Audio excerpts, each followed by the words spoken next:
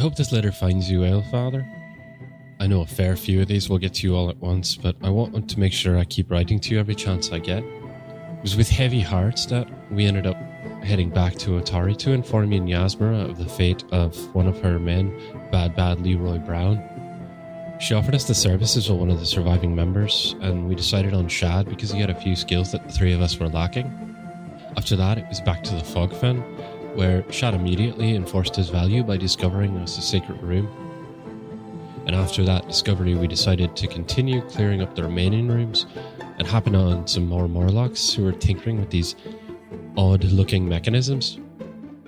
Shad immediately managed to take one down before a frenzy could erupt in the small workshop.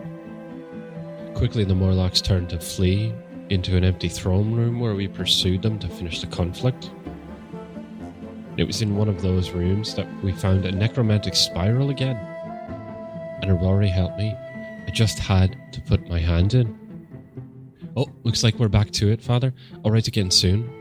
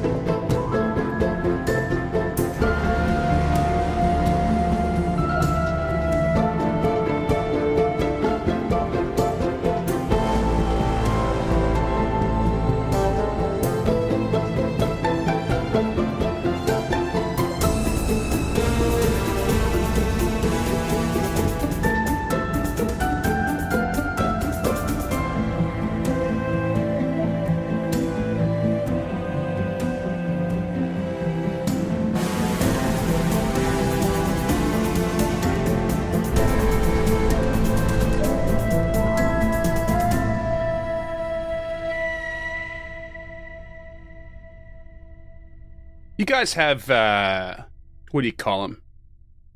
Modes of transportation? Yes. I've been known to perambulate. You ever name such a thing?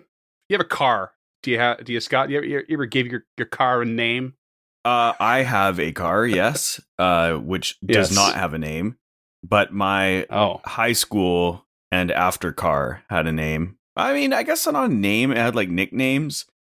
Like it was a Volkswagen Rabbit, 1984, cashmere white, real nice gem, blue interior. And I'm trying to remember, like, I think that the Rabido was a big one. Shout out Steph Kwan. She named it that, and we just call it that all. She called it what? The Rabido. The Rabido? What's a Rabido? I don't know. It was a rabbit, and then she's called it the Rabido. Oh. But like, So I think dumb. there was other ones, but that nothing too crazy. I had friends who had cars like, I don't know, the Brick was my buddy's high school red Volvo that just looked like a brick, and it was like 7 different shades of red. But yeah, I never had a car named like, I don't know, Tiffany. Oh, we did an RV trip or a camper van trip this year to Banff and through the Kootenays, and we called the Pleasure Way, which is what the van is actually called. We called it Pamela. Pamela Pleasure Way. Pamela did real nice for us. Oh my God. Let's not go down that sinkhole. That's what they also called it. What about you, Duncan? You have a car, don't you? Yeah, You so I've always gone with, our license plate conventions are like 3 letters and then 3 numbers.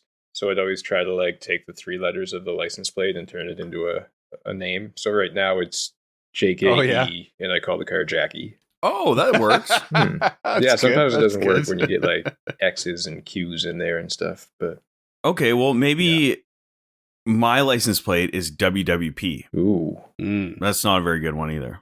Walter White pitches. That's all I got. Should have kept it to yourself, bro. You should know me by now. I don't do that. Our editor sure knows. yeah, that's staying in. But just so you guys know what I have to deal with. That's a fun little way to go about it. James, have you ever owned a car? I know you have a bicycle. So I've never Named- owned a car, but I've owned 2 Okay. motorcycles. And my first motorcycle I did name. I named it Betsy after Elizabeth Braddock, the X-Men. Amazing. Yeah, it was silver and like light blue, which was the same colors as as Psylocke's second costume after she was transported into the ninja body. Oh man, I don't know how. I have no idea how we always manage to bring up something that you can connect to like some subtle, obscure info about X-Men and comic Yeah. books. Like, what? Well, How did Psylocke come into this? I'm asking you how you named your modes of transportation and Psylocke's in there. Because we're a bunch of I fucking had nerds. just started reading the X-Men in the 200s, and I really got into Psylocke until she became a ninja. And then things got weird for me because I really liked her as the daughter of Captain Britain. So there it is. Man, there are some nerds listening to this going, yeah, James, yeah, fuck yeah. You know? God, I hope and the rest so. are going, what There's the fuck also is he going to be some talking nerds that are like, whatever, man, that costume sucked. Yeah. For everybody who wants to know what I'm talking about, it was a 1986 450 Honda Hawk, and that thing just flew. It weighed about 450 pounds, but if you dropped it in a second and lifted that clutch, it was catwalking for about 10 feet before it put the front wheel down. Nice. So they're a little something for the gearheads, a little something for the nerds. Nice. A gearhead's just another type of nerd, isn't it? Yeah, everybody's a nerd. You just have to pick what you're being a nerd about. Mm-hmm. I've never owned a car because I've never driven a car in my entire You've life. never driven a I'm car. not an adult. I've never driven a car. I've never had my license, But permit. not even nothing. like you've never I'm- driven your friend's car? I Never think been one mudding? time I have this vague memory of one time I might have backed my friend's car out of my mom's driveway, but that's it. Well, good What? thing we're a pretty small would be country yeah. that wouldn't never necessitate driving a car. Yeah. I live a very, very don't leave my neighborhood kind of life. In high school, Just- you were just never like, hey man, can I drive your car? No. You're so metropolitan, Freeman. I had very little. I've had very little interest in it most of my life. I only have a little more interest in it now for the possibility of like job opportunities. You know, I actually ended up turning down before the pandemic a couple of pretty good potential beer repping opportunities. Could have put my beer snobbery to better use, but I don't have my license, so I couldn't take them. You know that's something you can just go out and get, right? Like it's not I know. challenging. I have been thinking about it for a while. But what's more important, the subject at hand, is I do have a bicycle, and boy, does it have a name, and it's the greatest name of all time. It's called Chumbawamba. Oh boy. Actually, After the band? Yeah, It would be weird if 'Cause there I was love another Chumbawamba. Chumbawamba. that Do you was actually naming love it. Chumbawamba? I actually love Chumbawamba. Chumbawamba is a in North America one-hit wonder, but they have an awesome repertoire of music, like folk, anti-establishment folk music. So good. They are an awesome group. For people And, like me, yeah. what is that one hit wonder? Because I know the name, but I I only know get them as a knocked joke. down, Yeah, but I thumping. get back again. But I get up again. You ain't never gonna get me down. Yeah. Okay, Which I is thought like- that was like- Sugar Ray. Sugar Ray. Oh boy. That's what you should name your bicycle. They have Sugar one Ray. other big one, I think. I'm good. I'm an adult. I don't need to name my modes of transportation. If I was, my feet would be at the top of the list because I use them more than anything. one of my good friends has had several vehicles, and we have named all of them for him. A number of which I will not say on air or on record. But there was one where he had a Mazda hatchback or something, and I don't ask me why. I used to kind of jokingly bully him like I do Scott into doing really strange things. And one time a Whopper, a Burger King Whopper, was left in the car overnight by mistake, and I made him keep it in the car. I was like, no, you can't remove that. You can't remove that from the car. And then from that day forward, the car was called the Mazda Burger. How long was the Whopper in there for? Couple weeks. Gross. Yeah. I got some hygienic issues with this story. Yeah. No, it's You nasty really as hell. dumb. I don't know how and why I managed to get him to do it, but there it was. And Mazda Burger has gone down in our personal history. It's such a stupid All right, thing. so we've learned two things. One, Freeman and his friends are gross. Two, Freeman's always been a bully. And 3, we already knew it, but his music taste is highly questionable. Whoa. Chumbawamba is awesome. I will send you songs. I do really like the idea of all 3 of us teaching you how to drive, though, all at the same time. You're behind the wheel, and all 3 of us are just giving you shit the whole time. I couldn't handle it. I could never teach you how to drive. No, I would never in a million years ask James to do that. I just think it would be a funny piece of content. Yeah, no, you're not wrong. Let's start our own reality TV show, teaching Freeman to drive. Teaching Freeman how to be a human? Yeah. And how long do you keep the cheeseburgers in your car, Freeman? No, not a week. At least it's always a minimum 1 week. That's so gross. Once it's cold, you throw it out. Speaking of cold things, this worm is dead and has been in this room for multiple weeks. Let's ask Chad if its corpse is cold. Such a weak segue. The worm is as desiccated as a week-old burger in a car. You need to stop listening to me for segues. Okay, I'm not a good example, Scott. Yeah. I know. I just wanted to throw my hat in the ring, and I performed poorly too. Holy shit! Speaking of things that have been waiting in rooms for a long time, there you go. See, there's the segue. Speaking of other things that can't drive, you know what? You know what I've learned is that if you say a shit segue and give James a second, he'll find a good one and slip it in after. But then they both make the edit. Yeah, they have to. Otherwise, it's just like a hot second of like dead air while I consider. While I try and find our way in. Well, I mean, we left on a questionable action by Shad. I don't know how you guys felt about that, but I went for it. Grossed out, mostly. And he shoved his hand into the desiccated corpse of this massive purple worm. Why is everyone just sticking their hands in things? It's gonna feel your way around, man. Just gotta get in there and see what's up. It's not a big deal. He's got gloves on. Well, full disclosure, it was going to be a save, and my saves are all pretty high across the board, so I wasn't terribly worried about it. Why he just punched his hole into a worm and like it's rooting around in its corpse is beyond me. I'm gonna just chalk it up to him being a gross scoundrel. He's just gross. He just likes things, and there was things in there. Yeah, because he saw like a decayed opening, and saw something inside, and went in to grab it and pull it. And that justification doesn't make his actions any better. I'm not saying it's delicious. I'm not saying it's delicious like a 2-week-old burger in a Mazda, but 5 to 1 odds he comes out with a wishbone. And also, I like how you said he was wearing gloves, but his gloves are fingerless. Purple worm. His gloves are fingerless. No, what he does pull out, dirty fingers. What he does pull out is the better portion of a skeleton. Like a human skeleton?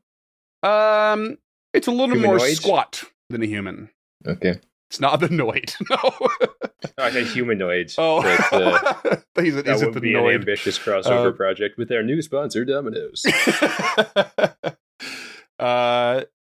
Someone roll me a nature check for a quick glance at the skeleton. How y'all on nature? I have 0. Also, bad. Domino's slide into our DMs if you want to get involved. I have 0 in nature, but I will roll an aid check for my cooperative nature, which is a fail. I got 6, so I might as well try it. Can I join past? Yeah, might as well. Maisel. What about Shad? What's his nature? I do not. What is Shad's nature? Shad's is he does not have. Okay. Who's going to control Shad this time around? You want him this week, take Duncan? on the responsibility? Yeah, I can take him. Nice. Okay, nature. That's a 22. Ooh. This is clearly the structure of a dwarven-like creature. And you would assume perhaps even further that it might be of a Duragar, which are Darklands dwarves that live deep beneath the earth. Okay, is it just a bare skeleton, or is there any like clothing or equipment on him? No clothing, but there is tied up into the bones a +1 warhammer. Ooh. Oh, wow. Point of order, there would have to be some musculature on there. Otherwise, he's just pulling it out one bone at a time. I was thinking the same thing. Which is also a fun image. It's not, isn't it? That's like a too technical here. Yeah. Little known fact about dwarf skeletons, it's all just one big bone.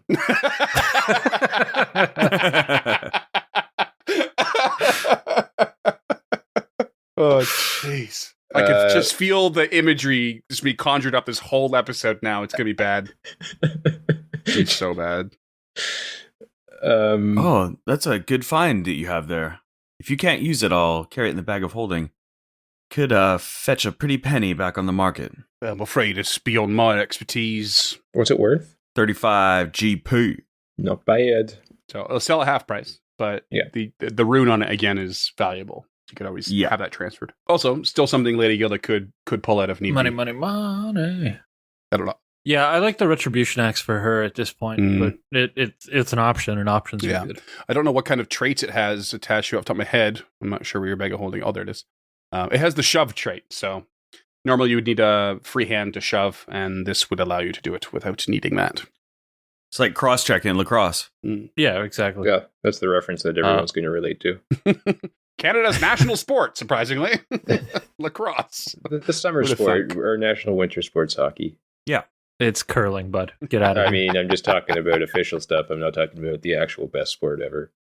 Curling. I think our official winter sport is curling, isn't it? I'm pretty sure it's not, but let's Oh, just okay. let the internet find out for us, and listeners, let us know in the chat. Sound off in the Yeah. Discord if you like sports ball. Sports rock. Sports ball. Yeah. Public Discord, sports ball channel. Go for it. That literally exists, guys. Go for it. You'll never see me in there other than make fun of sports, but that's okay. It's mostly just me dropping one-liners and then shit getting out of control. That's true. I think the Panthers are going to make the cup this year, and then nothing about that sentence. And then everyone just goes, place rawr. ever again. Yeah. Hey, man, we talk hockey on there sometimes. All right, you guys. Speaking of pucks, let's get the puck out of here. Is there a satyr in this room? What's that? Yeah. I said, is there a satyr in this room? No. Digging a hole here, boys. No. Move on. I'm over it. That was a great cut, and you're all wrong for not getting it, except for Duncan. Gilda will crack the door to the east, leading further into a hallway where there should be a secret door to the north, but apparently is no longer there. No, so you guys came around this way before, so you're now treading on territory you've been through. However, Lady Gilda, what are you doing as you're walking through these hallways you've already explored? Oh, she's defending, 100%. Defending, okay. What's everyone else doing? Avoid notice. Yep. Avoid notices all around. Okay. So you step into this really tight hallway. There's a little empty alcove to the south, and the old secret door to the north, and which leads into like an old torture chamber or punishment room or some such. You've explored all through this before. There's just a whole bunch of debris and old tools and stuff, old chains and manacles, rusted and no longer of use. Punish me so good. I'm just asking because I don't see it on the map, but is there a door here? Like the one that we initially came through? Yes, there is. Okay. So she will step into that torture room where they had some issues early on, just after the giant skeleton fight. And she'll begin heading to the east, back out into the grand hallway. The big old processional. Right? You're just south of the bathroom with the glowing green light. But that's no longer there, correct? No, it is there again. Oh. Mm-hmm. It's returned. Oh, it's reset.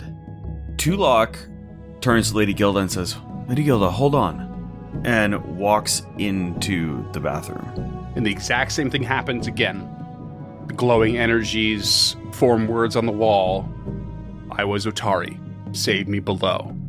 And it follows the same path as before. Out the door and down the hallway to the east. Let me stop you. So, it's like the glow moves. Yeah, like there's like glowing green energies, and then they slide onto the wall and form words, and then slide off the wall, and this like glowing green like energy just moves out of the room and down the hallway to the east. Okay. Damn. Okay, never mind. Soon enough, I will potentially be able to.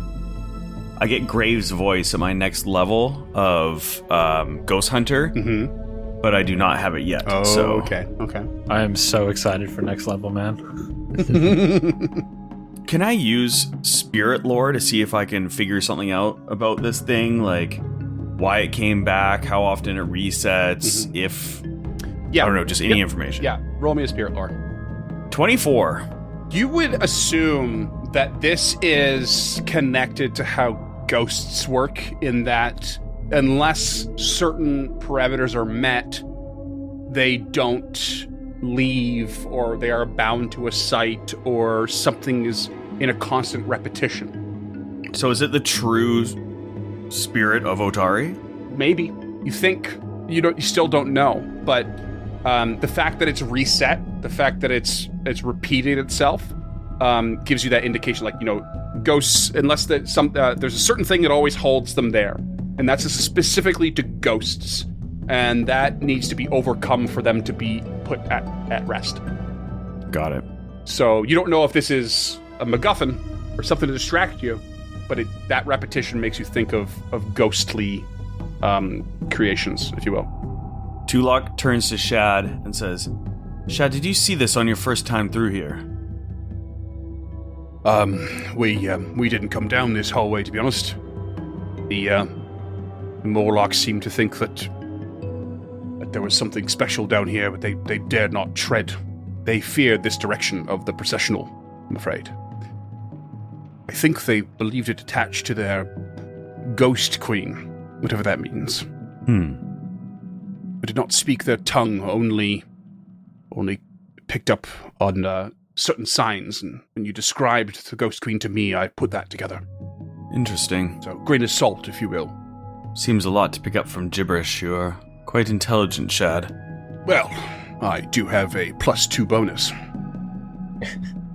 What the hell is that? It's called fourth wall, and when you scale it and get over physic, the world opens up to you. Well, he's smarter than me. Yes. And by me, I mean Tulok. But I severely lack your charismatic appeal, Sage Tulok. Tulok winks and then looks at Lady Gilda. Is there something wrong with your eye? Yes, you may notice I only have one pupil. Oh, yes. Thank you for pointing that out. Sorry, I didn't mean to make it awkward. I'm so sorry. It's actually quite a horrific story that happened to me in my youth, and I don't appreciate you bringing it up. Oh, is that so? Do tell. Gilda will crack what I believe to be our last 2 doors on this floor. And yeah, so these you have these double doors that lead north. You crack those doors and you see quite a grand display. Several wide alcoves. You can see to the immediate east and west, a little bit farther down, again on the east side, and you can see one peeking around the far wall around a corner in this right angle hallway. There are alcoves that contain small dioramas, and each one, at a glance, seems to depict the same city facing different perils. A massive tsunami engulfing the one to your left. A massive fire devastating the city to your right. The one a bit farther down to the left appears to be suffering from the effects of an earthquake. And the far one, you feel like you can kind of see from this distance, is being enveloped by monsters. Each of the scenes depicts the city of Absalom specifically. Most of you would recognize. The stone dioramas are enhanced with minor illusions, flames flicker, water ripples, so on. And a tiny gauntlet in each of them, depicted miles away, sits on the edge of each scene. Lady Gilda, you rolled a natural 20 on your perception check. Each one of these is absolutely a trap waiting to react. Your options are thievery, to quickly run in and deactivate, or stealth to creep by. But you're quite sure that proximity is the danger, and there is not a lot of space in here. Sounds like a job for Shad. Shad? Oh God, you're gonna get him killed. Just cannon fodder. Go. I'm gonna need your expertise here. Each one of these alcoves appears to be a trap, and I can't quite explain how I know, but it appears to be a proximity alert. So, since we hired you for your specific expertise, I'm going to need you to interact with them if you can, and hopefully disarm them. I'll do my absolute best to protect you and aid you along the way, but I'm not as good as you might think. So we'll do thievery, and I will attempt my cooperative nature as an aid check for each one, and she'll move in stride with him. Right. I trust that your instincts for magic have brought you to this conclusion. It seems proximity is our friend here, as you say, so especially in these first two, I wonder if perhaps I should take the left or the right one first. What do you think? The right one hasn't gone off with me standing here, so you move up to the left, I'll move in behind you and help aid you. Right. I'll see what I can find as quickly as possible. And he steps forward, and Duncan, roll me his thievery. Can I aid? Oh, sorry, yeah, you can aid, sorry. That is a natural 20 for a 25. Fuck, 2 in a row. Nice. What the hell? Hell yeah, dude. So with the +2 from the aid, that's a 22. DC 20. Hey. So you nailed it without, but still clutch. He gets up there and he just quickly scans the diorama and spots a little switch and quickly deactivates it. Sadly, the one opposite activates from his proximity and line of sight here, line of effect, and this beam of fire shoots out from the opposite side to hit Shad for a 27. Oh yeah, that He hits. takes 21 fire damage, knocking him basically on his ass. He's like almost dead. It just singes him so hard, and then the fire dies down. Chad, disable it quickly. I know you're injured. He quickly runs over and starts searching for a similar switch. Is Lady Gilda able to aid again? No, I only got a 10 this time around. Okay. But she will lay on hands as he passes. Okay.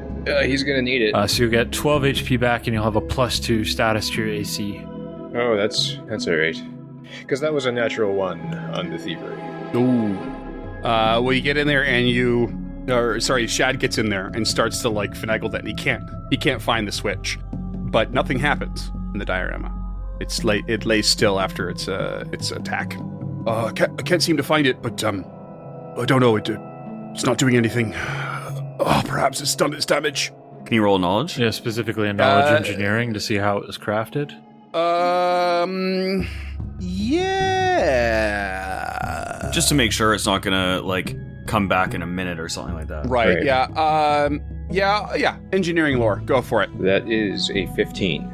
He can't say. Perhaps it's I don't know if this effect is mechanical or perhaps magical. There seems to be a combination here, as far as I can tell. Thank you, Gilda. And I think Physic would like to... he's just around the corner, but having heard the obvious noises of somebody being scorched by a big belch of flame, he'd probably come running up and attempt to treat wounds. Okay. Seem to be safe in this spot for now, but perhaps we should not linger. I say we best push forward. We should take a minute and heal your wounds. Yeah, you want to pop back to do that? Okay. Yeah. So okay, his strategy is opposite to yours, but he what's the it's a word. It's a word in my head. I can't think of it. Acquiesce. Thank you. Fuck. He acquiesced. I thought you were having a stroke for a second. Jesus Christ. It's the So did I. age of acquiesce. And he steps back out in the hallway. As they're doing that, Gilda is keeping a very, very close eye on the diorama that hasn't gone off yet. waiting to see if she can see it recharge or if it does recharge. The one that he deactivated? No, the other one. Oh, the other one here. Yeah. It has gone off. You said hadn't gone off. Oh, right. Okay, Tulok steps up and would like to attempt to disarm it. Okay, he's going to do his own go. Okay. 22. Thievery or stealth? Thievery. You find the switch and deactivate it. At least you're reasonably sure. Nice. And then he just gazes at it while he waits for them to return. Okay, and Physic got a 21 on his medicine check, so Shad will take 9 HP back, pretty much bringing him back up to full. We're not gonna lose you, Shad. Physic, I choose you. And he steps in. Steps in with full You confidence. son of a bitch. He said, all right, should we press on, Lady I'm Hilda? right behind you, Shad. And she will attempt to aid on the next one again, using her cooperative nature. That is a 21 to aid. Nice. Okay. He pops in and attempts his thievery check. Get a +1 to that there, Dunk. That's a 21, which I think we have well established. We'll do it. Yep, does it. Down with the earthquake diorama. Quickly deactivated. I hope the last one's just a box of all the original Star Wars action figures in their original packaging. You get closer and you can see that the one to the north is very much, it's being flooded by various monsters, very aberrant looking, crazy creatures. And as you get to the north and you get around that corner of the bend, you can see there's yet one more diorama. And that one is being flooded by undead. Oh, that seems familiar. Yeah. All right. Well, I guess it's time to start deactivating some more traps here. Okay, so you head to the northernmost one with the monsters. Lady Gilda want to aid? That's another 21. 2 17s in a row. Oh, nice. Nice. And that's another nat 1. Oh.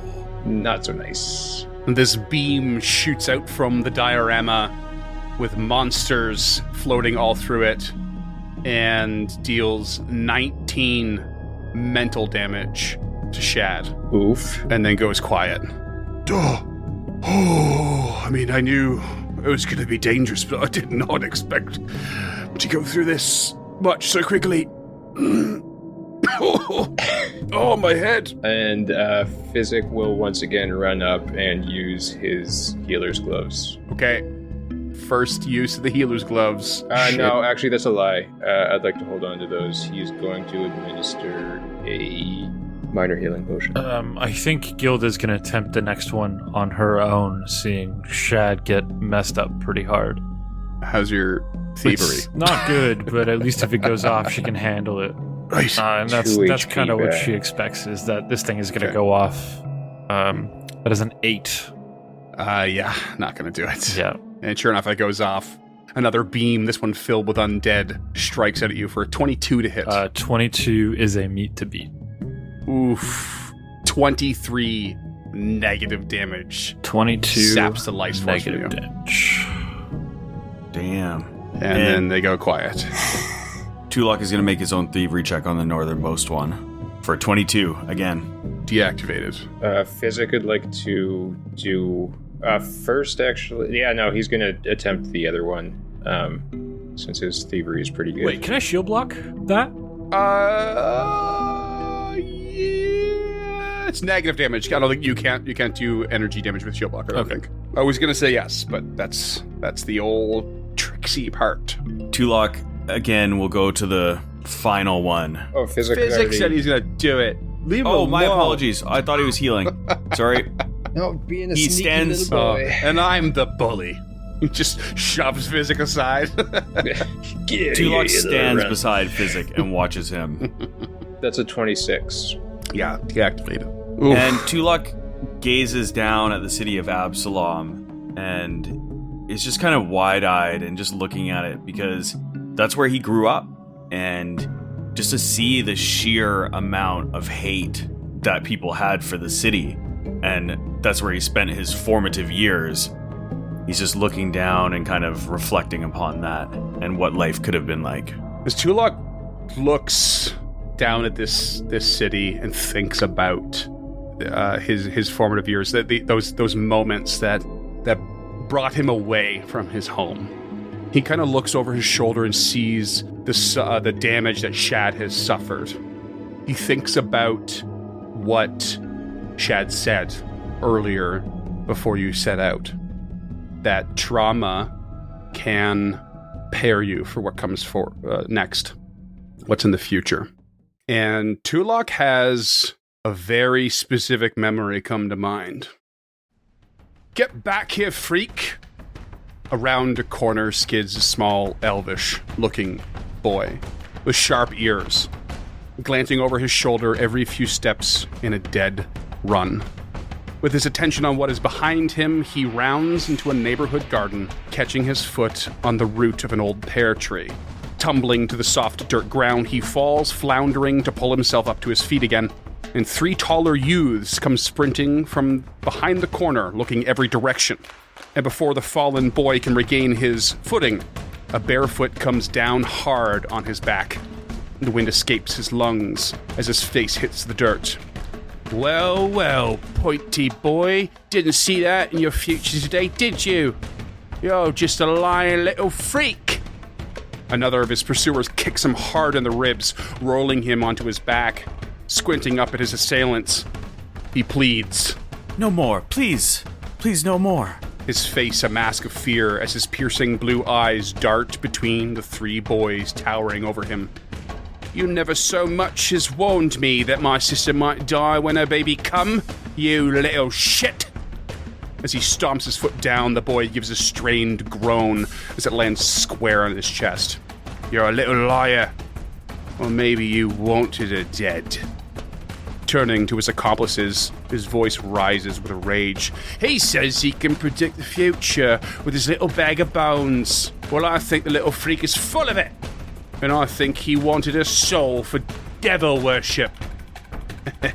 The whole Delores family is a bunch of devil worshippers!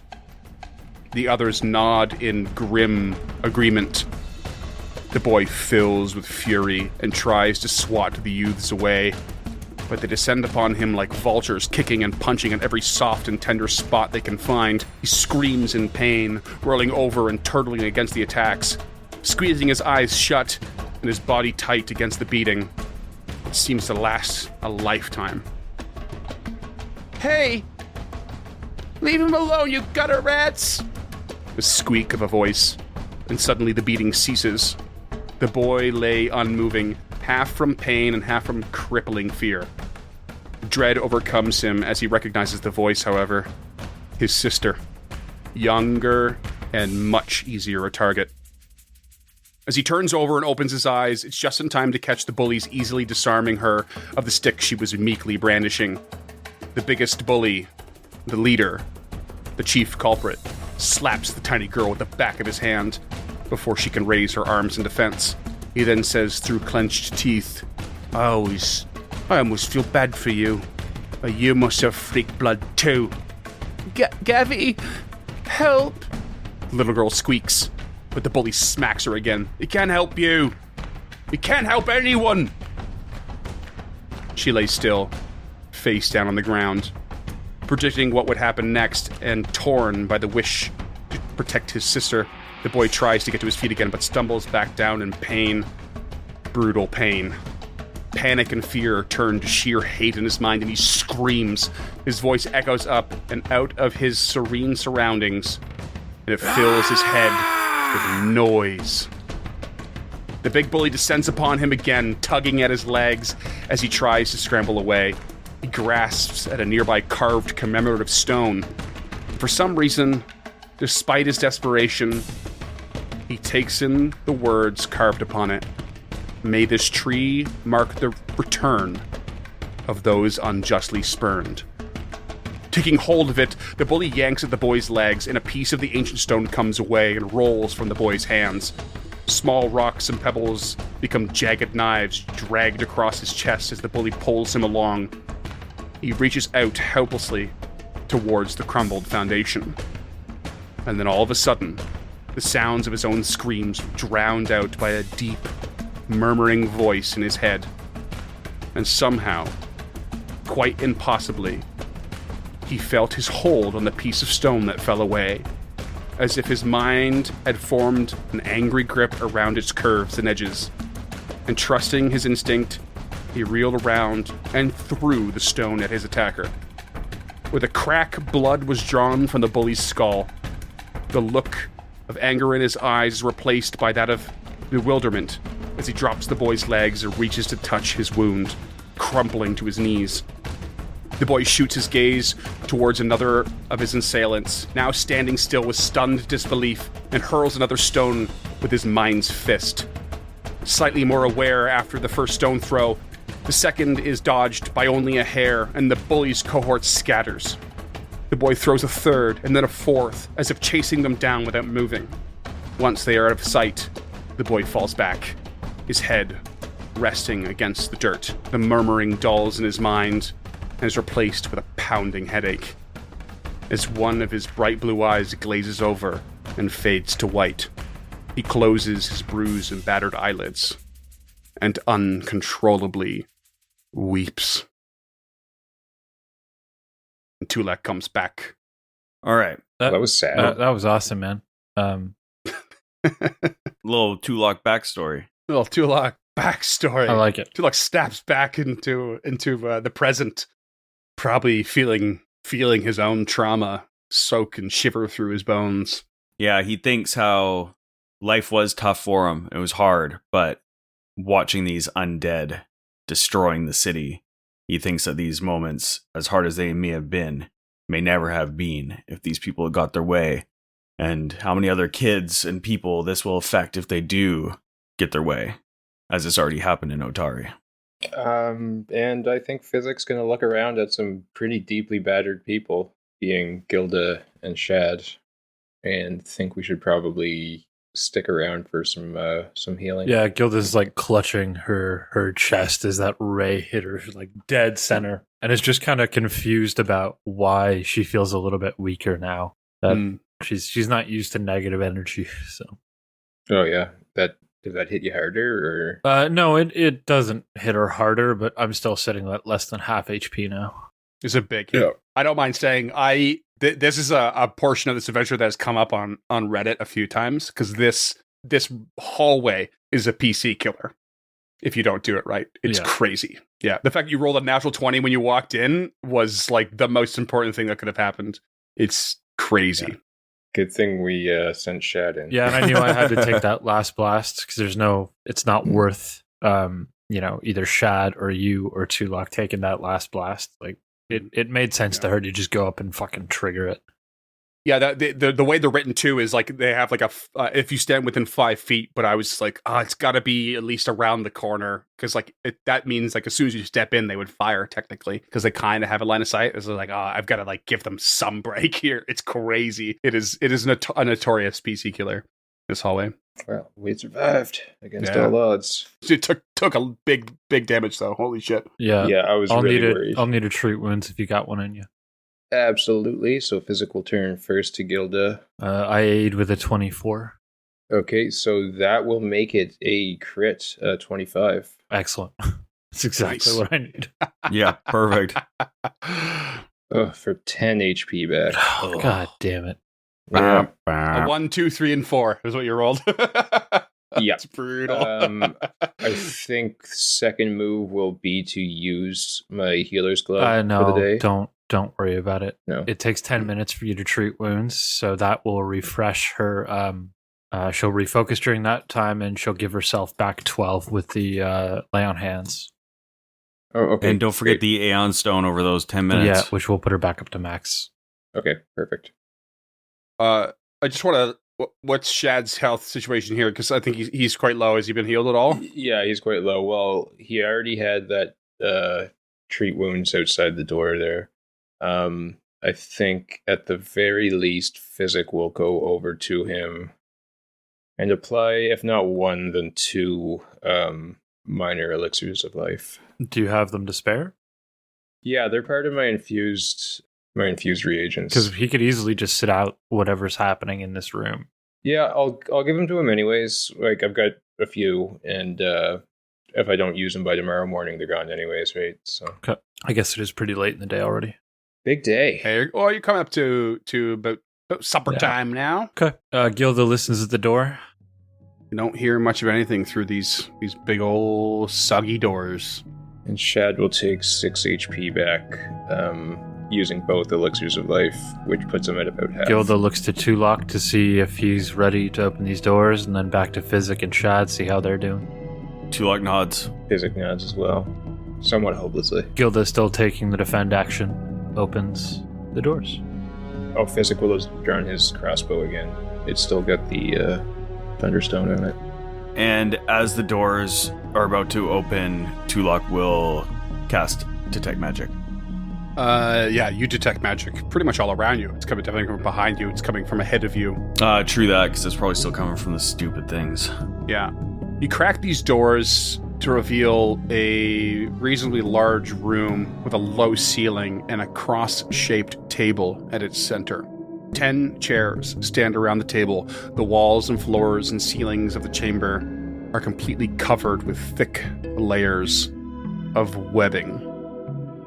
And standing in the center of the table is a hulking, spider-like bipedal creature with massive claws, one massive single claw on each hand, and 8 eyes, wearing barely any, just like tattered clothes or cloth on its person. And it seems to be looking at something that's glowing on the table beneath the webbing that's covering it. It raises its head to look at you and speaks in a language I'm quite sure none of you speak. That's gonna be the theme for a bit, I'd say. And it's just like... As soon as it begins to speak in a language that Tulok does not understand, he is going to cast Comprehend Language. Sweet. I love it when you waste high-level spells. It's spoken, and you cast this, and you catch the tail end of its sentence in time. It just says, present your offerings. Sorry, and present your offerings, is what you heard. This is why we kept the fucking bloodstone. And it just it stands up as tall as it can, trying to loom over you on top of this table. So Tulok turns to his companions and says, he wants us to present it with some sort of trophy. This is exactly why we didn't sell the bloodstone. Perhaps that will do it. All right, and yeah, Tulok takes out the bloodstone and holds it aloft. And it gestures for you to place it on the table in front of him. He's at the center of the cross. All right, Tulok approaches and places it at the head of the table.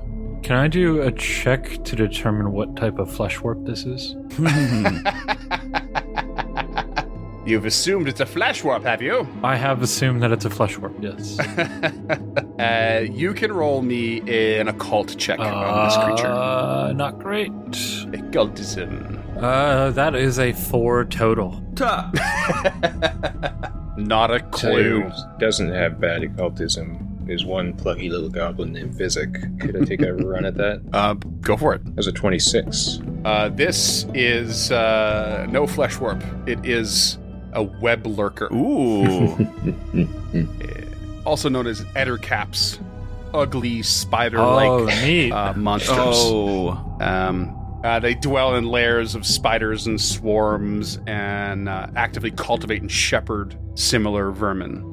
And it, I should say, appears for a moment to you, Tulok, stunned that you actually gave it something. And then it bristles with maybe a sense of pride or authority, and then holds one arm out with its massive single claw and says to you, polish it, because I am the king of the ghost city. Okay, Tulok will pull his kind of the end of his cloak up and just begin to use it to polish the stone. Shad's like, what the hell is happening over there? Yeah, Gilda and Physic are probably looking at him like he's fucking batshit at this point. Yep.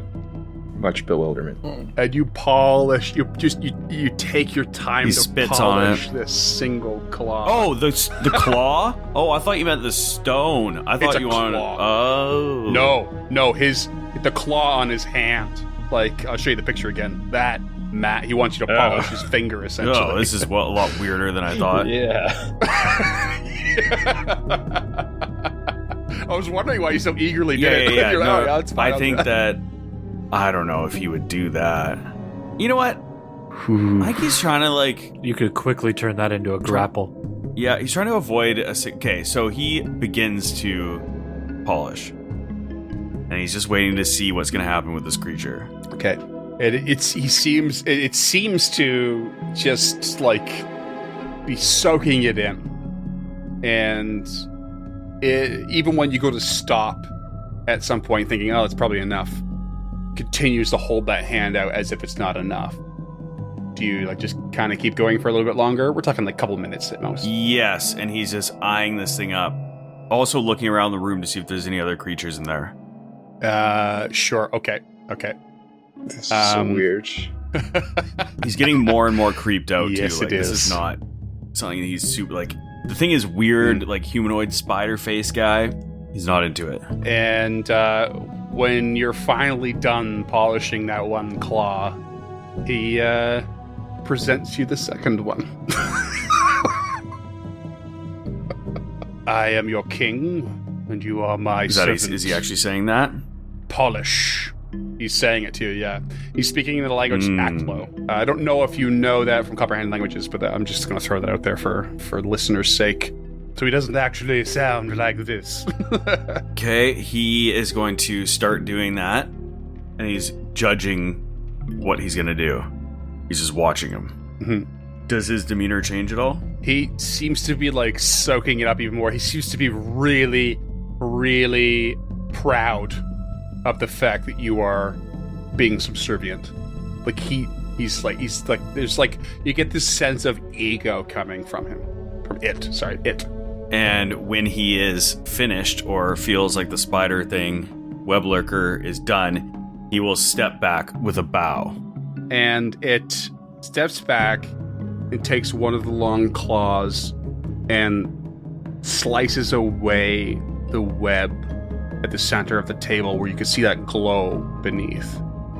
As he does, you see this illusory example of Absalom. This one's not a diorama, it is pure illusion. But as he drags his claw across, he topples and destroys a whole bunch of the towers and buildings and all the, a bunch of the terrain, only for it to reform perfectly again shortly after. And he just gestures to it, says, "This is the ghost city. I am the king, and you are my servant." And that's it? That's it. Yeah. This situation is so fucked. I love it. Tulok. Fuck, I don't really know what to do. Okay, stepping out of the character for a second. Whoever can see the illusion now, I want you to roll me a society check. Society is my shit. It's a 24. Nice. It becomes pretty clear to you pretty quickly, Gilda, that this illusory map of Absalom is as it appeared hundreds of years ago.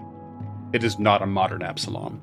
Whatever your studies, history and whatnot through your training, you could tell that there are certain buildings missing. Certain buildings you knew to have existed but were destroyed. Wait a minute there.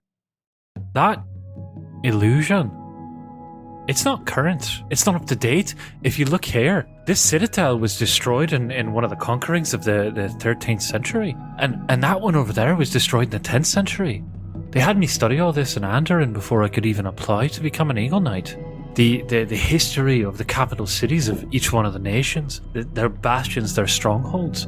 And this is an Absalom today. Even the port isn't as big as it currently is. You can see on the east side there how small the port is, and the shipping lanes on the south, they don't even exist on this map.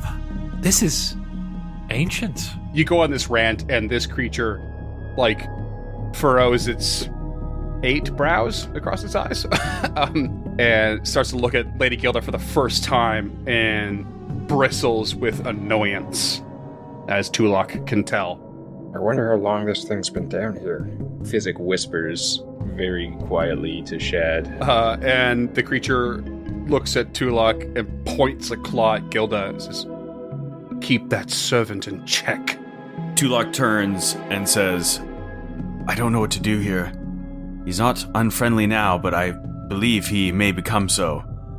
I wonder if there's anything we can gain from him. I cannot speak back. I feel powerless in this situation.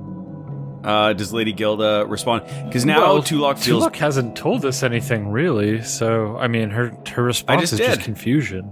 Because Yeah, that's what you told us, is that you don't know what to do. Yeah. Like, she doesn't understand what the fuck it's saying, and she doesn't know that you understand what it's saying in this current situation.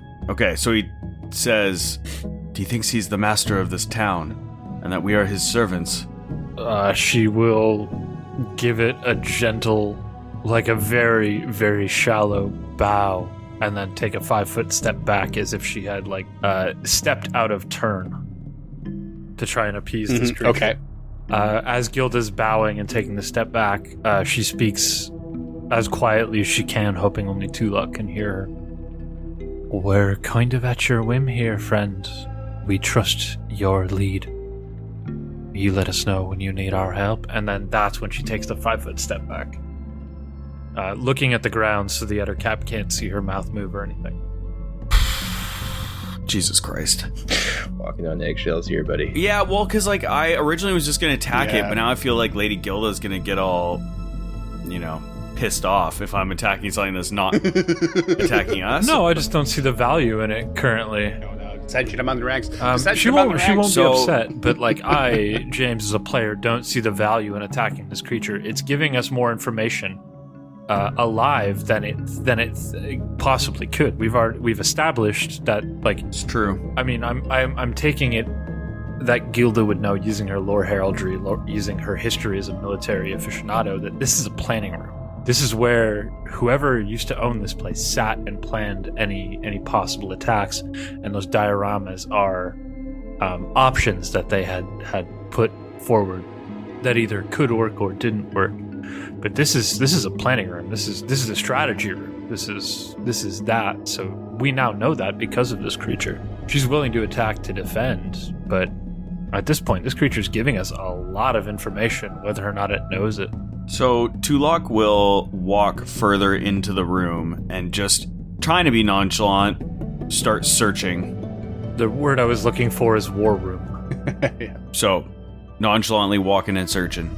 Okay, and you pop around the south, and this creature repositions itself to keep an eye on everyone in the hallway as well as you. And as soon as you get out of that possible eye line of both, it hisses.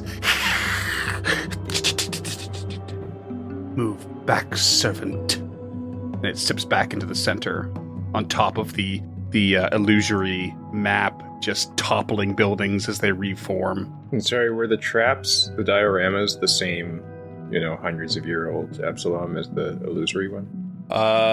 Yeah. As far as you can tell. As soon as Lady Gilda points at a certain tower, you look over for it, Okay. and you're like, oh yeah, that's so missing. we know there, this is an too. old Absalom, and we know that there was 10 of them who were important enough to be here. Like, that's a lot of information from one room. Tulok continues to walk around the table, and he is preparing in his mind to cast invisibility on himself if the creature attacks. Okay, as you stepped to the exact southern point of the cross table, this is when it's hissed at you and told you to stop. And then you step one more square forward to the east. And I need to know if a 24 hits your AC. Yes. Because you are strung up immediately by a web lurker noose. As it rips around, it's triggered by your foot and then suddenly rips around your neck somehow.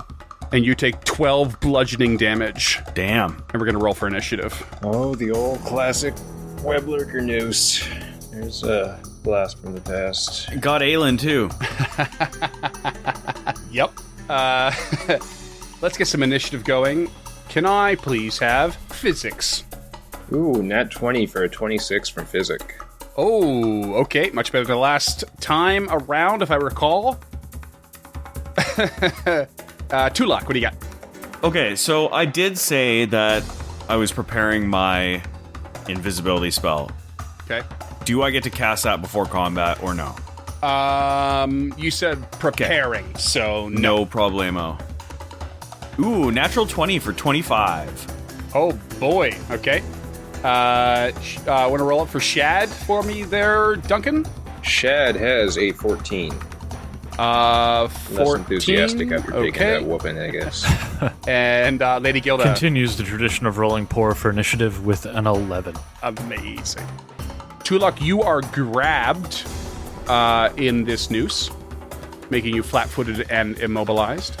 And it will take an escape check to try and release yourself. Otherwise, you will take bludgeoning damage at the end of each of your turns. So you're not like, you can still cast your spells and you can still do stuff, but you will risk taking damage at the end of your turn if you don't find a way to escape. Okay, And top of the order is Physic. Well, better start blasting. So he, as I mentioned earlier, he was still holding his alchemical crossbow with the thunderstone on it. Mhm. So blast the first is a 20. 20 at the web lurker. That's a hit. Beauty. So it'll be 5 piercing damage Okay. and 1 sonic damage. Ooh, sweet one. Okay. Second action reload, third action blasting. Firing again. Oh, for a 5 to hit. Ooh, no dice. Well, there was 1 die and it didn't go well. Okay. Hey, you hit. That's a lot for Physic. The bar is low. Tulak, what do you got? Tulak has the wand of magic missile in his hands. He takes this and puts it to the noose above his neck and will release 1 magic missile into the webbing. Nice. Oh, shit. Okay.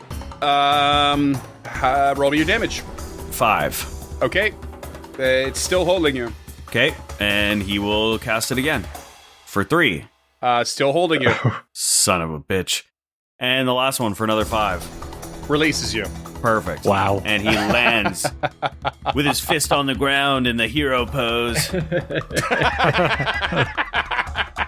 Tulak, the Scarlet Spider Sage over here. And somehow the stone shatters in a circular, perfectly symmetrical circle, and kills the stones go flying up and kill the web broker. Yep, okay, cannon. Cool. End combat. Sweet. First of all, before I forget, I would like to give a hero point to Lady Gilda for calling the war room and all the dioramas being exactly that. Interesting. Options for taking down Absalom. Love it. I'll take it. And I'm absolutely giving a hero point for Tulak for using magic missile on the fucking web trap. That's awesome. Yeah, That's so that cool. whole roleplay was fucking choice So- there, Scott. Yeah. That was awesome. I was just flying by the seat of my pants because I had no idea what the fuck to do. Loved every that was minute so of I it. certainly didn't expect you to walk into that trap, so that was really cool. And Honestly, you rolled though, pretty shit in your perceptions. I was looking at the artwork and it has webs, it looks like, as clothing. And when you said that it was taking its claw to cut the webbing, I was just like, what webbing is he talking about? Okay, and so it's the web lurker's turn. And what will it do? I mean, it's pissed off at you, Tulak. I'm sorry. It's going to come at you. You're a bad servant. It strides over to you and is going to swing at you with its claw. Oh, God, it's a big hit. It's a real big hit for a 28. Okay, that is a hit, but not a crit. Okay. Oh, I was worried there. 14 slashing damage. Copy that. And it turns its head after it slashes you and fires a web at Lady Gilda for a 13. Yeah, that's a big no. Actually, it'd be even less. Sorry, it should be an 8. And that's going to bring us to a sweet little hidden enemy. I bet it's a spider. Who is going to move around the room unbeknownst to anybody. Shad's up. Oh, Shad. What a day you're having, buddy. What's his speed? Oh, rough day. Does anybody know that there's this hidden enemy moving around? Like, did we hear it? Anything like that? No. Okay. Unbeknownst, I think the word was. I rolled to see. Okay. No one knows. I just wanted to confirm. He's going to stride his way into the room. I imagine it's difficult terrain to get under that table. It would be like a leap action to hop up, essentially. Okay. Pretty low DC. But as soon as he steps in the room, a spider descends on him, having a readied action Oh, for a 19 to hit. meet the beat. And he takes 1 piercing damage, and I need a fortitude save. I mean, 1 damage is just a walk in the park for him right now. He barely feels it. Well, he feels it because he's almost dead, but... Is anyone arachnophobic? Because here's the picture. Ooh. Creepy spider. Spiders are so cool. So it's a fortitude save? Spider bro. Fortitude, please, yeah. 14. Oh, I'm afraid that's a failure. He is going to be stupefied for 1 round. Sweet.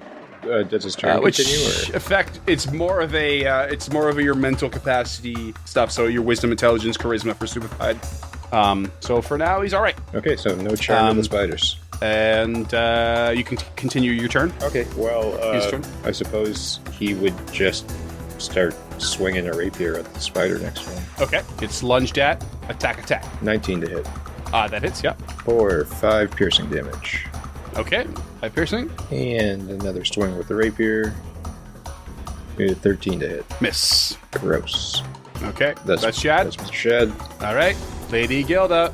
So I wasn't quite paying as much attention as I should be. Is it an action to get on this table or no? So it's essentially a leap, which is your athletics check, and so leap is the basis of long and high jumps, and you can use it as part of your movement. So you're technically looking at like maybe a high jump, but you could do it as part of your stride. But a high jump specifically is 2 actions, where a leap is 1. Okay, but I can leap 5 foot horizontally or 3 feet vertically. Taking a look here, because I want to double check if leap is part of a movement, and I don't think it is. It's like a standing action. Okay. Whereas high jump and long jump are move actions, but they cost twice the economy, so they kind of balance it out that way. She will stride her full complement into the room. So she's standing right next to Tulok. Her first action will be to try and shove this spider. Oh, okay. Yes, that's a 26 to push it back. And is that versus its fortitude DC? Yes, it is. Be my guess. Yeah. Okay, yes, that's a success. Okay, so it moves 5 foot back, and I can stride after it. So I will stride after it the same distance, and then my last action will. That's if you critically succeed. No. Stride after. I sent it to you in the chat. Oh, Success. no, never mind, You push never mind. your opponent 5 feet. You can Yeah. stride after it, moving the same distance in the same direction. Yeah. And with her third action, she will then raise a shield. Okay. Shoved shield. Yeah, she's essentially Physic. just trying to What do get you Tulok out of melee combat with this thing with these giant fucking claws. They are massive. The half, 3/4 the length of its own body. This single claws in each hand. It's crazy. Quick point of order. Has it been less than 10 minutes since we basically opened this door to talk to this thing? Probably yes. Oh yeah. Yeah. Okay, so because right before we came through here, I gave Shad an elixir of life. Mhm. And I'm not sure if these stack, but I did forget that they get a +1 item bonus to saving throws against diseases and poisons for 10 minutes. Oh. So I gave him 2, and he rolled a 14 on the save. The same type of And it bonus would have doesn't been stack. It up- would have been a 15. No, just the one. Okay, so it would have been 15 instead of 14. Yeah, still failed. Okay. Close though. Just hoping against hope. You know how Yeah, it yeah. goes. No, good call. Physic is going to stride 25 feet to be next to Tulok, having seen him take those 2 nasty hits, and he will draw and apply a lesser healing potion. 2 luck. Okay. Actually, scratch that. He will use his healing gloves for the day. Smart. So that will be 2d6 plus 7 hit points for 14 HP back. Love that. Yeah. Okay. And then third action, he will reload his crossbow. Right. Tulok, you just been healed. Yeah. How brave you feeling? Tulok is not feeling brave at all. He's grabbing at his wounds in his chest from being attacked by this thing, and his neck is in pain, and he's just kind of stumbling there after being healed, and he just starts to hear a murmuring inside of his mind. His only remaining pupil fades to white, and he just hears Dachromana in his head, and then he realizes that it's coming out of his mouth, and he summons a creature behind the web lurker, and it is a Festrog. So this zombie-looking, disgusting creature with pustules on it comes rising out of the ground behind it, and he just says, "Attack!" Oh, that's awesome. Holy fuck.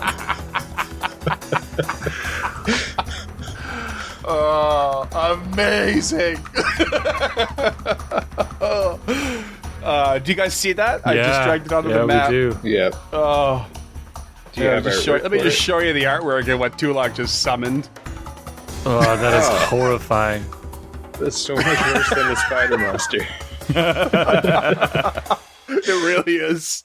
Okay. For the audio you wanna listeners, walk us it is through it is like a cross between a ghoul and a skeleton covered in pustules and boils.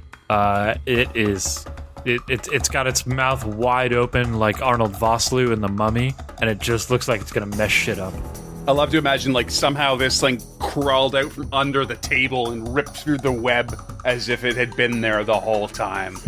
And do you want to walk us through how this works? What have you just done there, Scoot? Okay, Scooty so Boo-Boo-Boo? basically I use Animate Dead, and it is heightened now to be able to bring up level 1 undead creatures. And so if I sustain it, it lasts up to 1 minute, and it is filled with necromantic life, and I can force the dead to fight at my command.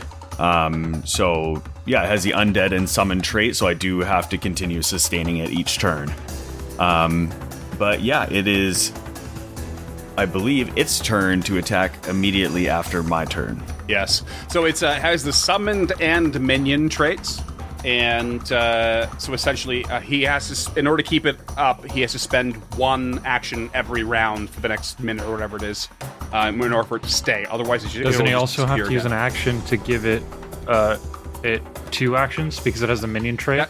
That same action will give it its 2 actions. Okay. Yeah. That same one That's action awesome. for sustaining. Yeah. Yeah, it's really cool. So he's effectively between the two has 4 actions. So yeah, I'm so pumped for this. I've been waiting for this. Yeah, I know. I just never had the right time, but the time is now. So it's 3 actions to cast it, but that also gives it its 2 actions. So what do you got? What do you want? Yeah, it to so do? it is gonna strike out with its claw first, and that is going to be an 18 to hit. That is a miss, I'm afraid. All right, so it's going to attack with the jaws for the second attack, and that is going to be a natty 20 for 24, baby. Nice. No. You're gonna swipe and then crit right away. And that is a 12 points of damage. Okay. 12 damage. Holy shit. Okay. Cool. That's your turn? Yes, now, next time I need to read that better because I should have attacked with the jaws first and feasted on it. No. Oh, I can't wait. I can't wait to hear more about the Festrog. Damn. Let's see here. Okay, it is the web lurker's turn. And Tulok, you could hear it yelling like, "I am the king of the ghost city. I am Mimnavix. How dare you? How dare you?" And is going to attack with its fangs against Lady Gilda to start. 19 to hit. No, sir. More like Mim never vex. You're becoming problematic to hit. Wait till next level, bud. Wait till next level. Next level, you're gonna be real mad at me. Son of a bitch. And we'll let's see here. What the hell can I do? And then it's gonna swing a claw at you as well and miss. And then it is going to. I'm so glad you asked about leap because I want to play this by the. It's gonna hop up onto the table right here. Okay. And next up is the spider that attacked Shad. The spider will attack Shad again with its fangs for a terrible 9 to hit, natural 2. That's not going to do it. No. That's not going to do it. No. And it's going to start to travel along the webs in here and make its way over to the rest of the party, getting right up next to Tulak Physic and Lady Gilda, and attempt to attack. Oh, who do I want to attack here? Let me roll for it, shall I? Okay. It's going to be Tulak. Okay. 12 to hit. That is a miss. Bad news bears. This spider is not doing it. Shad. What's Shad going to do? Oh, sorry, Shad, roll me another fortitude as you are poisoned. Oh no. And it's still seeping through your veins. Oof, how's an 11? Probably not going to do it. Well, 12. Not good. Remains to be stupefied and takes 3 poison damage. Not loving that, but he's still standing. That's 1 round of 4 that this poison will last. Just try to keep me honest on that if I forget. What's Shad gonna do? Shad is going to follow the spider, take a stride down. So where the spider's on the table with Lady Gilda and himself on either side, does that make it flanks? Yes, because it's sort of it's focused on staying on the webs and stuff, so it's still like arm's reach for both of you, so You want to take that again there, it's not like Freeman? high above you. Yeah, no, yes. That's a pretty Canadian phrase. No, I don't. Yeah, I don't. No, yeah. Not my edit. Don't care. Oh, I got no problem making him sound like a dickhead. That's fine. I got no problem making myself sound like a dickhead, so it's a win-win. Okay, well, luckily he has more than an arm's reach to deal with here because he has an arm with a rapier at the end of it. So against that spider's 8 flat feet, that's a 19 to hit. Ooh, sticking with the pointy end. That's gonna hit. Or 8 piercing damage. Piercing and Oh, deadly D8? No, the sneak not attack good. 1d6. Sneak attack 1d6, that's what I meant. a Hold precision on. damage. I'm gonna make sir. myself not look like a dick. Oh, the 1d6, yeah. Max damage for 6. Oh my god, 6! You kill it. You skewer man. the spider. And Shad just kind of probably slumps his shoulders a little bit. Yeah. The spider just curls up with its spindly legs, like shuddering and bleh. Ugh, spiders are weird and I love them. Cool. Anything else from Shad? No. That would be it. That's it. Okay. Lady Gilda. I know you said this map is weird, but do I need to step forward to strike this creature? No. Okay. First action will be a trip. That is a 23 to trip. Oh my god. Is that my reflex? Yep. That's a success. You fall prone. Oh no. Steps up on the table and just like gets knocked down. Boom, onto the top of the table. It's like out of a fucking Jet Li movie. I love it. Sweep the legs, motherfucker. You gotta sweep the legs. And when the legs are at like practically eye level, it's a lot easier. Yep. Second action will be a strike with the hand wraps. That is a 21 to hit. That's gonna hit. Flat-footed. Is it a crit? It's not. Okay. That is 9 points of bludgeoning damage. Okay. And with her third action, she's going to attempt another hit, which is something I don't often do. So that'll be 3 strikes. So that's map minus 8 for a total of 4. Whew. Bit of a flail on the last one. That's why I don't normally do it. Yeah, it usually becomes quickly obvious why it's not recommended. Yeah. Every once in a while, though, you get a natural 20 on it. It's great. Physic. Okie dokie.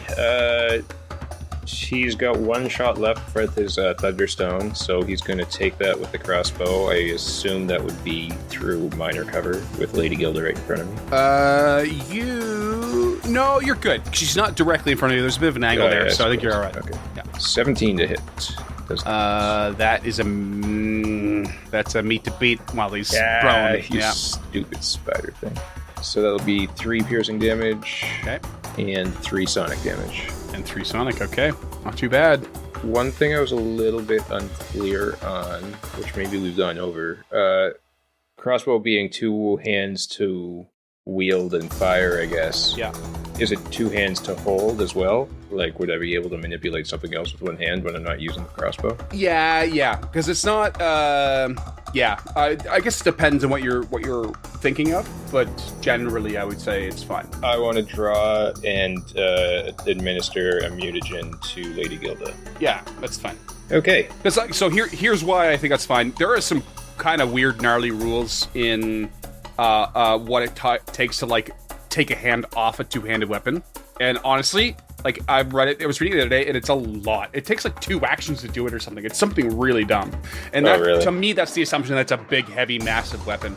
But I know that there is a ruling that if you only need a spare hand to use your healer's tools to patch someone up. So like, why the hell would you not be able to have just a single hand, pull it off the crossbow real quick, and quickly administer? I see no problem with that at all. I mean, you'd need to take the hand off to reload a bolt in it anyways. Exactly. So, yeah. Okay, well, time to whip out the old Drakeheart mutagen, because smoke him if you got him. And Lady Gilda's the most likely of us to get hit. Okay. So, if we will recall, you gain a +5 item bonus to AC, a dexterity cap of +2 as usual, and a +2 item bonus to perception checks. The drawback is you take a -1 penalty to will saves, reflex saves, and all skill checks to recall knowledge for 10 minutes. Did you say a +5 to AC? Yeah. Okay, can you split that in the 10 chat so I can minutes? put that on my character? Jesus. That only gave me a +1 to AC. Oh, because you have a dex cap. It's got a dex cap of +2. I only have +1 dex. Right. So it's capping you at a +2. So it says specifically, you gain 5 item bonus to AC, a dexterity cap of +2. As usual, use your lowest dex cap if you have more than 1. So you have 1. It's trying to give you 5 more, but it's capped. It's because you have a cap. It's okay. Yeah. Oh, and it's your lowest I didn't dex cap. mention you've got the final surge action, so you can stride twice in one action, and it will end the effects of the mutagen. Oh, okay, cool. You know, not that you're a running away type. Not with her bum leg. And that's the turn. Well, I'm just so glad there's a cap. There's such a cap on that. Yeah, right. Just giving Lady Gilda +5 is insane. 25 AC, 27 with the shield up. Yeah. But like, if you would have gave that to Tulak, you'd have a fucking 24 AC. It's ridiculous. I got another one, so you know. Oh my god. That's insane. And 6 infused reagents to start my day every day gives you quite an arsenal. I bet. All right, that's your turn? Yep, that's the turn. Tulak. All right, Tulok will sustain the spell. Yeah. And as the Festrog's last action was to hit a living creature with his jaws, it will feast. So its massive, gross mouth with sharp teeth just starts feasting on the prone body of this creature for 1d4 slashing damage. It's 2 damage. And then with its next turn, it will attempt to bite it again. And that is 15 to hit. So it misses. Misses. But you missed the fact that it gains 2 temporary HP as well from that. Yes, that is true. Yeah, from that feast. And then Tulok, to round out the turn, will use a telekinetic projectile, bringing a stone down on the prone creature. Classic. For a 28 to hit, Well, baby. that's a crit. Nice, bud. And that is 24 damage. Jesus. Describe your kill. Yeah, the Festrog is just eating it, and then it's squirming away, and it misses with the jaw attack, and then he just reaches up to the sky and brings a stone down on the top of its head. Unhand your king! Unhand your king! Yeah. and its nasty spider face explodes. Oh my god. And you kill Weblooker and its little spider companion. And that's what we're gonna call it.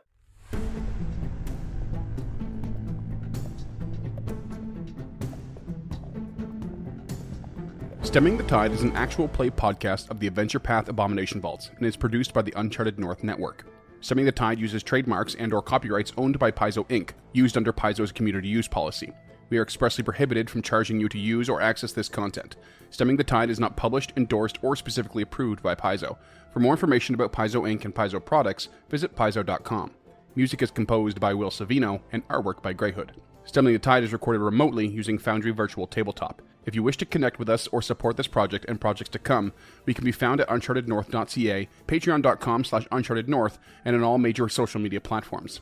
Links to all credits can be found in the episode description and our website. Thanks for tuning in.